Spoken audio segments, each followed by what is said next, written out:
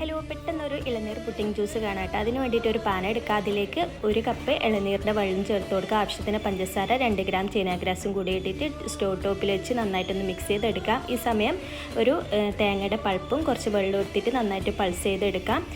ഈ സമയം കൊണ്ട് ചീനാഗ്രാസും വെള്ളവും നന്നായിട്ട് മെൽട്ടായി വന്നിട്ടുണ്ട്. ഇത് നമുക്കൊരു പാത്രത്തിലേക്ക് ഒഴിച്ചിട്ട് തണുക്കാൻ വേണ്ടി മാറ്റി വെക്കാം. വേറൊരു പാൻ എടുക്കുക. അതിലേക്ക് 1.5 കപ്പ് പാല്, 1/2 കപ്പ് തേങ്ങാവെള്ളം, ആവശ്യത്തിന് പഞ്ചസാര, കുറച്ച് മിൽക്ക് മെയ്ഡും കൂടി ചേർത്തിട്ട് തേങ്ങാ പൾപ്പിൻ്റെ മിക്സും കൂടി ചേർത്തിട്ട് നന്നായിട്ട് മിക്സ് ചെയ്തിട്ട് അടുപ്പിലോട്ട് മാറ്റാം. ഇത് നന്നായിട്ട് പതിച്ച് വരുന്നവരെ നമുക്ക് വെയിറ്റ് ചെയ്യാം.